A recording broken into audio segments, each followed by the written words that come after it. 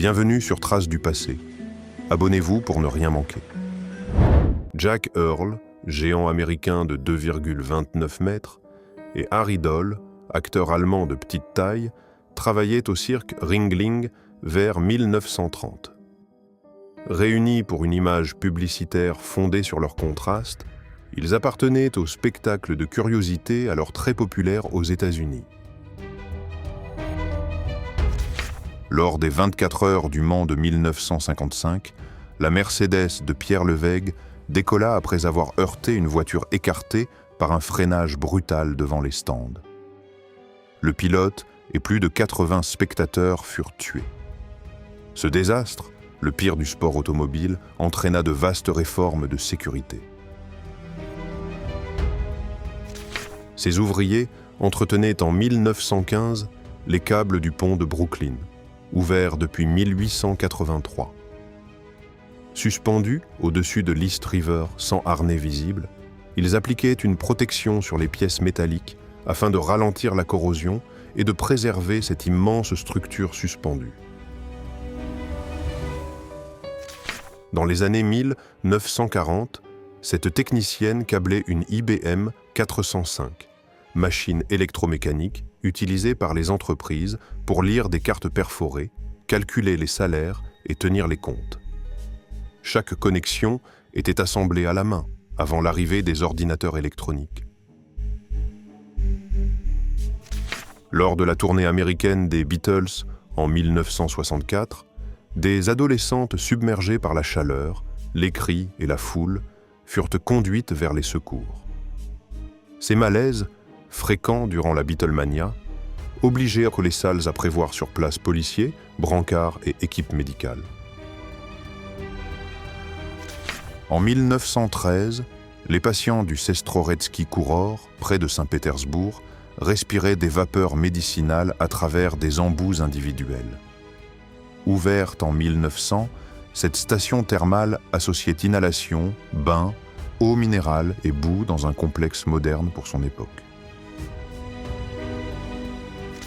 En 1938, ces acteurs de petite taille arrivaient au studio MGM pour incarner les Munchkins, habitants du pays imaginaire découvert par Dorothy dans Le Magicien d'Oz. Environ 125 furent engagés pour cette grande comédie musicale. Beaucoup venaient du vaudeville et certains débutaient. À 18 ans, le Canadien Terry Fox perdit sa jambe droite après la découverte d'un ostéosarcome, un cancer agressif de l'os. En 1980, il lança le marathon de l'espoir pour financer la recherche, parcourant 5373 km pendant 143 jours avant que la maladie n'atteigne ses poumons. Un paysan cubain grimpa sur un réverbère pour entendre Fidel Castro, chef révolutionnaire qui venait de renverser Batista. À La Havane, en juillet 1959, la foule célébrait les 6 ans de l'attaque manquée de la caserne Moncada, point de départ symbolique de la révolution cubaine. À 19 ans, David Isom, jeune afro-américain, entra en 1958 dans une piscine publique locale de Floride encore réservée aux Blancs. Bien qu'un tribunal fédéral eût interdit cette ségrégation, la ville ferma aussitôt l'établissement. La piscine ne fut officiellement intégrée qu'en 1959. Dans une école technique militaire autrichienne, en 1935, des soldats apprenaient à la traite sur un pis artificiel rempli de liquide. Ce simulateur reproduisait la résistance des trayons et permettait d'acquérir le bon geste sans immobiliser une vache ni risquer de la blesser vivante. Invité au tournoi international de karaté de Long Beach en 1964, Bruce Lee, maître d'arts martiaux et futur acteur, exécuta des pompes sur 2 doigts d'une seule main. Avec son célèbre coup de poing à 3 cm, cette démonstration le fit davantage connaître aux États-Unis. Une marche contre la présence militaire britannique en Irlande du Nord dégénéra en affrontement à Glasgow en 1971. Le policier en civil, George Johnston, tenta d'arrêter un adolescent armé d'un rasoir. Blessé au visage et au bras, il tint bon jusqu'à l'intervention de ses collègues. Faute de dentistes accessibles, certaines familles des années 1920 tentaient encore d'arracher elles-mêmes une dent douloureuse. Une femme maintient ici la tête d'un enfant et utilise une pince ordinaire, sans anesthésie ni conditions d'hygiène comparables à celles d'un cabinet moderne. Armées de fusils et de cartouchières, ces deux Arméniennes furent photographiées vers 1895 durant les massacres hamidiens dans l'Empire ottoman. Leur participation réelle au combat n'est pas confirmée. Le portrait pourrait avoir été mis en scène comme image de résistance collective. Atteignant environ 2,41 mètres, la Canadienne Anna Swan devint dès l'adolescence une attraction du cirque Barnum où son immense taille fascinait le public. Elle épousa en 1871 Martin Van Buren Bates, autre géant, formant avec lui le plus grand couple marié jamais recensé de l'histoire. Accroché à la façade de l'Empire State Building, un laveur de vitres travaillait en 1948 au-dessus des rues de New York, retenu par une simple ceinture et des cordes. Arthur Leipzig saisit ce métier quotidien où l'équilibre et le matériel de sécurité restaient encore rudimentaires. Propulsé par une grande hélice, cet aérotraîneau conçu par l'ingénieur russe Lebedev glissait sur la glace grâce à ses patins. Testé près de Saint-Pétersbourg au début du XXe siècle, il annonçait les futurs aérosani utilisés dans les régions enneigées. Dans les eaux peu profondes d'Hawaï, ce pêcheur attirait les poissons avec une torche fixée au-dessus de sa tête, puis les frappait à la lance. Photographiée en 1948, cette méthode nocturne traditionnelle permettait de garder les deux mains libres pour avancer sur le récif et viser. À Budapest, en 1937, ce masque était présenté comme un appareil capable de combattre la tristesse en maintenant la bouche dans un sourire. Mais cette prétendue « école du sourire » venait d'un récit de presse sensationnaliste, sans preuve qu'un tel traitement ait réellement existé. Sur le tournage du film japonais Godzilla, en 1954, des techniciens guidaient un acteur enfermé dans un lourd costume parmi des décors urbains miniatures. Né de la peur du nucléaire après Hiroshima et Nagasaki, ce monstre devint une icône mondiale et lança une longue série de films. À bord d'un avion d'observation, ce photographe filmait en 1946 les essais nucléaires américains de l'opération Crossroads, à l'atoll de Bikini. Les bombes visaient une flotte de navires pour mesurer leur effet. L'explosion sous-marine contamina gravement le lagon et les bâtiments. Fondés à Paris en 1986, les Red Warriors formaient un petit groupe antifasciste opposé aux skinheads néo-nazis, alors responsables d'agressions racistes. Armés de battes, ils les affrontaient dans la rue et protégeaient aussi des concerts punk contre les attaques de l'extrême droite.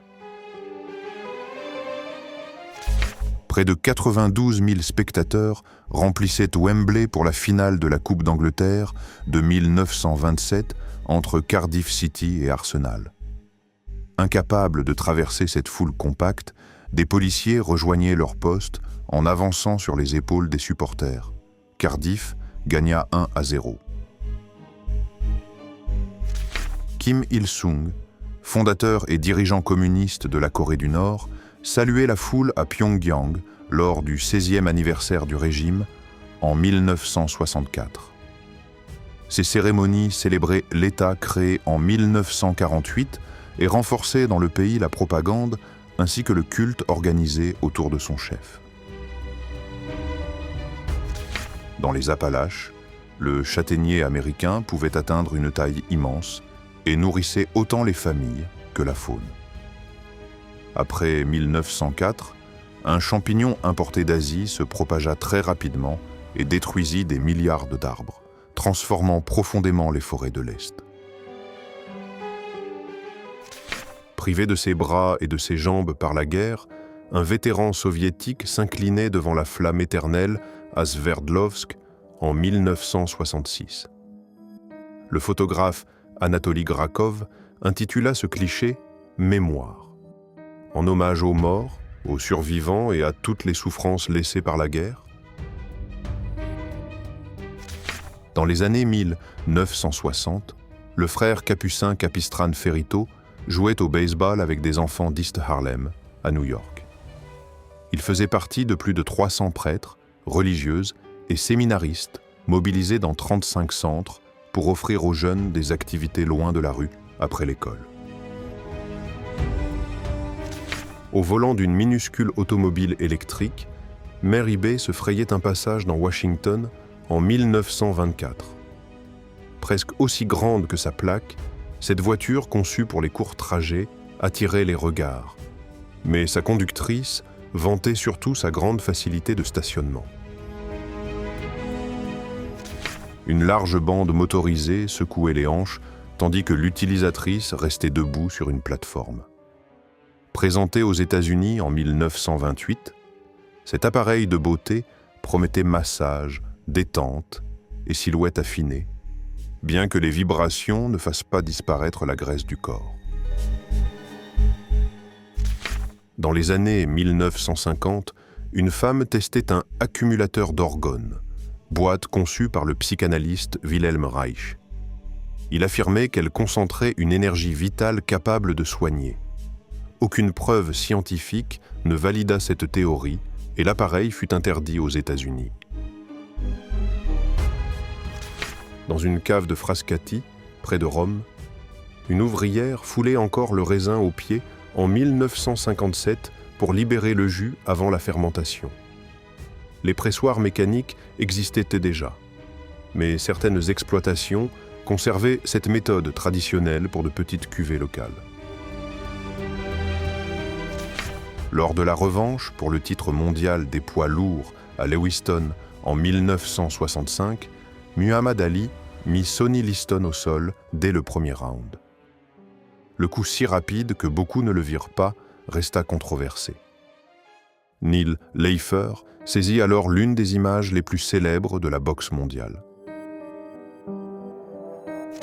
Aux Pays-Bas des années 1960, le vélo servait couramment aux déplacements familiaux, même sans équipement adapté aux enfants. Faute de sièges sécurisés ou de vélos cargo, certains parents improvisaient des solutions aujourd'hui jugées dangereuses, mais alors loin d'être exceptionnelles. Nés avec des handicaps différents, Charles Tripp et Ellie Bowen devinrent des artistes de cirque réputés à la fin du XIXe siècle. Sur leur tandem, Tripp pédalait avec ses jambes tandis que Bowen, privé de jambes, guidait le vélo avec ses bras, transformant leur complémentarité en numéros. Pour Halloween 1977, peu après la sortie de Star Wars, un père fabriqua à ses enfants des costumes de C, 3PO et R, 2D2 avec du carton, du ruban adhésif et des objets récupérés. La fente du petit robot servait à recevoir les bonbons. Le duo remporta le concours de leur école. Au début du XXe siècle, l'ascension du Vésuve attirait de nombreux touristes fortunés. Ceux qui ne pouvaient gravir les pentes étaient parfois portés par des guides locaux, un service payant qui transformait la visite du volcan en excursion accessible aux voyageurs aisés de l'époque. Dans la Yakoutie, de la fin du XIXe siècle, du lait fermenté était chauffé puis distillé dans cet appareil rudimentaire pour produire un alcool local. La vapeur passait par le long conduit, se refroidissait et retombait dans le récipient sous forme d'une boisson très forte et claire. Ip Man, maître hongkongais du Wing Chun, forma Bruce Lee à cet art martial dès son adolescence. Réunis ici, vers 1960, le professeur et son ancien élève incarnait 2 générations. Lee adapta ensuite cet enseignement aux États-Unis avant de créer sa propre méthode, le Jeet Kune Do. Avant l'éclairage automatique, les allumeurs de réverbères parcouraient Paris chaque soir pour ouvrir le gaz et allumer les becs avec une longue perche, puis revenaient les éteindre au matin. En 1905, ce métier subsistait encore, tandis que l'électricité gagnait peu à peu la capitale. À New York, les tours jumelles du World Trade Center s'élevaient en 1970. Conçue par Minoru Yamasaki, elle devait accueillir bureaux et commerces. La tour nord atteignit sa hauteur finale cette année-là, avant l'ouverture du complexe en 1973. Après la capitulation du Japon, les Américains découvrirent à Kure près de 84 sous-marins de poche, surtout des Koryu. Conçus pour repousser une invasion avec 5 hommes et 2 torpilles, ils n'eurent jamais l'occasion de combattre. Pendant la Première Guerre mondiale, ces ouvrières du Lancashire fabriquaient des matelas d'amiante destinés à isoler les chaudières des navires. Ce matériau résistait au feu, mais ces fibres, alors jugées utiles, exposaient déjà les travailleuses à de graves maladies pulmonaires. Lors du marathon Genkai de 2010, la Kenyane Jacqueline Kiplimo ralentit pour aider un coureur chinois privé de ses bras à boire au ravitaillement. Elle resta près de lui malgré la course, transformant un geste sportif ordinaire en remarquable acte de solidarité. Dans les années 1890, les voitures salon Pullman offraient aux voyageurs fortunés fauteuils de velours, boiseries, miroirs et peintures. Ce luxe ferroviaire transformait les longs trajets américains en séjours comparables à ceux des grands hôtels. Armé d'un pistolet mitrailleur, de revolvers et de plusieurs grenades, ce partisan soviétique opérait derrière les lignes allemandes vers 1944. Ses combattants sabotaient les voies ferrées, attaquaient les convois et renseignaient l'armée rouge. Dans l'Allemagne des années 1930, certains policiers cyclistes transportaient leurs chiens de service dans un petit sidecar adapté. Ce dispositif permettait à l'animal d'accompagner rapidement l'agent lors des patrouilles, sans devoir courir derrière le vélo. Avant l'ouverture du pont de Brooklyn, les ouvriers franchissaient l'East River sur une étroite passerelle suspendue entre les 2 tours. En 1880, un panneau limitait le passage à 25 hommes et interdisait d'y transporter du fer en même temps. En Laponie finlandaise, vers 1917, une mère Sami veille sur ses 2 enfants. Le nourrisson repose dans un berceau portatif, adapté aux déplacements et au climat froid de ce peuple autochtone du nord de l'Europe, dont beaucoup vivaient alors de l'élevage de rennes. Durant la guerre d'Algérie, en 1958, des soldats de la Légion étrangère trouvèrent un ânon abandonné, trop faible pour suivre leur marche. Ils le portèrent sur plusieurs kilomètres jusqu'à leur base, le soignèrent, puis l'adoptèrent comme mascotte sous le nom de Bambi. Âgé de 5 ans, Butedma vivait en 2003 dans les steppes de Mongolie intérieure, où les chameaux de Bactriane restaient essentiels aux familles nomades. Ils servaient au transport et fournissaient lait, laine et combustible grâce à leur déjection séchée. À Robinson, au sud de Paris, les guinguettes installaient au XIXe siècle des salles à manger dans de grands châtaigniers. Le dimanche, les clients montaient par des escaliers de bois, tandis que repas et bouteilles de vin étaient tissés jusqu'aux tables par des poulies. À bord du Boeing 307 de Pan American, les passagers voyageaient dans l'une des premières cabines pressurisées de l'aviation commerciale. Mis en service en 1940, cet avion pouvait survoler le mauvais temps et proposait même des couchettes pour les vols de nuit. Au début des années 1970, des vétérans américains du Vietnam défilaient contre une guerre qu'ils avaient eux-mêmes connue. Leurs banderoles dénonçaient un conflit mené au profit des puissants, tandis que les jeunes des classes populaires risquaient surtout d'être envoyés au front. Fondée à Los Angeles en 1947 par Lovie Yancey, une entrepreneuse afro-américaine, Fatburger n'était encore en 1972 qu'un petit comptoir de quartier. Ces hamburgers cuits à la commande firent sa réputation avant que l'enseigne ne devienne une chaîne nationale. Dans le quartier de Chelsea, en 1982, une femme âgée engagea la conversation avec de jeunes punks londoniens. Leurs crêtes colorées, le cuir et les chaînes appartenaient à une sous-culture née du rejet des conventions, alors encore très présente dans les rues de la capitale anglaise. À 22 ans, Mary Wallace devint en 1974 la première femme à conduire un autobus de la Régie des transports de Chicago, ouvrant un métier jusque-là réservé aux hommes. Originaire d'Englewood, elle travailla 33 ans pour le réseau, d'abord au volant, puis comme responsable. Sur une plage américaine des années 1950, Dorothy, future créatrice de robes, posait dans un costume humoristique en forme de tonneau. Cette tenue de fantaisie jouait avec l'idée de pudeur, au bord de mer, bien loin des maillots élégants qu'elle dessinerait ensuite pour ses clientes. Vers 1914, les surfeurs utilisaient encore d'immenses planches pleines en bois, lourdes de plusieurs dizaines de kilos et sans dérive. Difficiles à porter comme à diriger, elles exigeaient force et équilibre, bien avant l'apparition des modèles creux puis légers en matériaux modernes. En 1918, les visiteurs rejoignaient déjà les chutes de Multnomah en automobile grâce à la nouvelle route de la gorge du Columbia. Le pont Benson, construit 4 ans plus tôt entre les deux niveaux de la cascade, permettait d'approcher ce site naturel devenu une excursion prisée.